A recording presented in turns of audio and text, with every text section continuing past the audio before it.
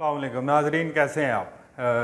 Nawaz Sharif establishment से नाराज़ हैं। दूसरे नंबर पे लेवल प्लेइंग फील्ड मांगने वाली तहरीक इंसाफ के अब तक कौमी और सूबाई असम्बलियों से कितने कागजात नामजदगी मंजूर हो चुके हैं, और मौलाना फजलुर रहमान का दौरा अफ़गानिस्तान ये बहुत अहमियत का हामिल है। पहले नंबर पे नवाज शरीफ इस्टेब्लिशमेंट से नाराज़ हैं। बहुत सारी चीज़ें जो हैं नवाज शरीफ की ख्वाहिशात और तवक्कुआत के बरक्स हो रही हैं। नवाज शरीफ को लग रहा है कि अभी भी इमरान ख़ान की किसी तरीके से सहूलतकारी हो रही है। जैसे एक एग्ज़ाम्पल है कि खेत के पास पानी चल के नहीं जा रहा, जब बल्कि खेत को पानी के पास लाया जा रहा है। इस वक्त इमरान ख़ान के साथ यही हो रहा है। आर्टिकल का भी बड़े तहफ़्फ़ुज़ात हैं नवाज शरीफ को, कोई जेल में बैठा बंदा उसका बरतानिया के एक नशरियाती इदारे में आर्टिकल कैसे पब्लिश हो सकता है। यही वजह कि नवाज शरीफ अभी तक अपने पार्टी के लोगों को टिकटें नहीं जारी कर रहे, पार्टी का मंशूर जारी नहीं कर रहे, नवाज शरीफ इंतखाबी मुहिम नहीं अपनी शुरू कर रहे, जबकि तमाम पॉलिटिकल पार्टी ये कर चुकी हैं। बिलावल भुट्टो के 30 जलसे शेड्यूल हैं, लाहौर में रोज़ाना वो जलसे कर रहे हैं। आज वो सुप्रीम कोर्ट में पेश हो रहे हैं, उनके नाना की हेयरिंग है जुल्फ़िकार भुट्टो मर्डर केस की। और नवाज शरीफ आईपीपी से भी इस्टेब्लिशमेंट के कहने पे सीट एडजस्टमेंट नहीं कर रहे। मरियम नवाज भी मुसलसल खामोश हैं, उनकी तरफ से भी कोई किसी किस्म की कोई एक्टिविटी नहीं हो रही, पॉलिटिकल एक्टिविटी, वो भी घर बैठे हैं। अब बहरहाल नाराज़गियाँ चल रही हैं और बहुत हाई लेवल की नाराज़गी चल रही है नवाज शरीफ की इस वक्त एस्टेब्लिशमेंट के साथ।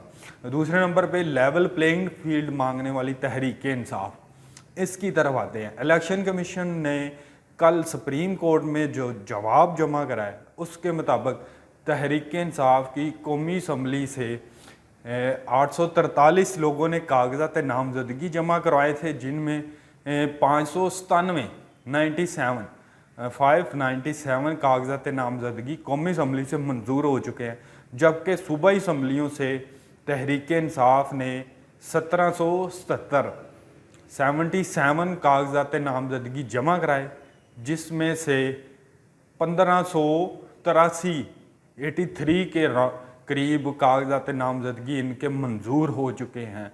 और इलेक्शन कमीशन ने कहा है कि 78% से ज़्यादा कागजात नामजदगी इनके मंजूर हो चुके हैं। अब अहम बात यह है कि 9 मई के वाक़यात में मुलव्वस जो लोग हैं उनके भी कागजात नामजदगी मंजूर हो रहे हैं, जिनमें मुसर्रत जमशेद चीमा हमाद अज़हर के पीपी से हैं, मियाँ असलम के भी पीपी से हैं, और भी बहुत सारे पीटीआई के लोग हैं जो 9 मई के वाक़यात में बाकायदा मुलव्वस रहे थे, उनके कागजात नामजदगी मंजूर हो रहे हैं। अब मौलाना फजलुर रहमान का जो दौरा अफ़गानिस्तान है उसकी तरफ आते हैं। ये बज़ाहिर मौलाना साहब को दावत दी है अफ़गान गवर्नमेंट ने, तालिबान की तरफ से ये दावत दी गई थी दौरे की, लेकिन ये दौरा जो है पाकिस्तान और अफ़गानिस्तान के दौरान ब्रिज का किरदार अदा करने जा रहे हैं मौलाना साहब। आपको पता है कि पाकिस्तान ने जो अफ़गान महाजरीन को ज़बरदस्ती पाकिस्तान से निकाला था, पाकिस्तान का मौक़िफ़ था कि पाकिस्तान में जो स्मगलिंग, दहशतगर्दी, जराइम और बहुत सारे मसाइल जो हैं वो अफ़गान महाजरीन की वजह से हो रहे हैं। तो पाकिस्तान और अफ़गानिस्तान के दरमियान बड़ी तनाव की सूरत हाल थी, मामलात बड़े ख़राब थे। अब मौलाना फजलुर रहमान इसमें एक ब्रिज का किरदार अदा करने जा रहे हैं। ये दौरा जो है मौलाना का, ये आने वाले दिनों में इसके पाकिस्तान और अफ़गानिस्तान के दरमियान एक अच्छे रिलेशन की शुरुआत है, ये बुनियाद रखी जा रही है। बुनियादी तौर पे पाकिस्तान अफ़गानिस्तान को कभी तनहा नहीं छोड़ सकता, ये पाकिस्तान की मजबूरी है, क्योंकि हमसाया है, बड़ा अहम मुल्क है अफ़गानिस्तान, उसको नज़रअंदाज नहीं किया जा सकता। जहाँ तक बात है, मौलाना फजलुर रहमान ने तो कल वाज़ह कहा कि इलेक्शन कुछ अरसे तक मुलतवी हो जाए तो कोई बड़ी बात नहीं है, क्योंकि मौलाना साहब को लग रहा है कि इनको खैबर पख्तूनख्वा में स्पेशली टारगेट किया जा रहा है। ये जलसे नहीं कर पा रहे, रैलियाँ नहीं, कॉर्नर मीटिंग नहीं कर पा रहे, पॉलिटिकल एक्टिविटी खुल के नहीं जेयूआई कर पा रही, इनके लोगों पर मुसलसल हमले होते हैं। मस्तोंग में भी आपको पता है इनकी जमात पर एक बड़ा हमला हुआ था। फिर जनाब मौलाना साहब पर ख़ुद भी हमला हुआ है। JUI को ज़्यादा टारगेट किया जाता है TTP की तरफ से और दैश की तरफ से। मेरी इंफॉर्मेशन के मुताबिक ये लोग ज़्यादा JUI के लोगों को टारगेट कर रहे हैं, इसलिए मौलाना चाहते हैं कि इलेक्शन हों, थोड़े से ताख़ीर से हो जाए। मौसम का भी इशू है, स्पेशली खैबर पख्तूनख्वा और बलूचिस्तान में। आपको पता बहुत सारे खैबर पख्तूनख्वा के जो इलाके हैं वहाँ बर्फ़बारी भी होती है।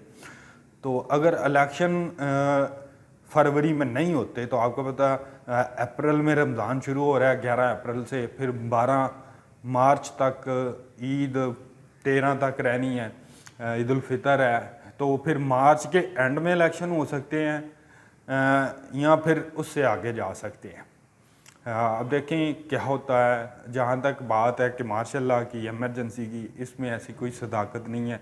Army chief general Asim Munir जो हैं वो टोटली डेमोक्रेसी पर यकीन रखने वाली शख्सियत है। उनका मार्शल लॉ लगाने का, एमरजेंसी लगाने का कोई इरादा नहीं है। मेरी इतलात यही है कि वो चाहते हैं कि पाकिस्तान में जो जमहूरी प्रोसेस है वो चलता रहे। इंशाल्लाह अगले वीलॉग में नई खबरों के साथ दोबारा मिलेंगे। अल्लाह हाफ़िज़।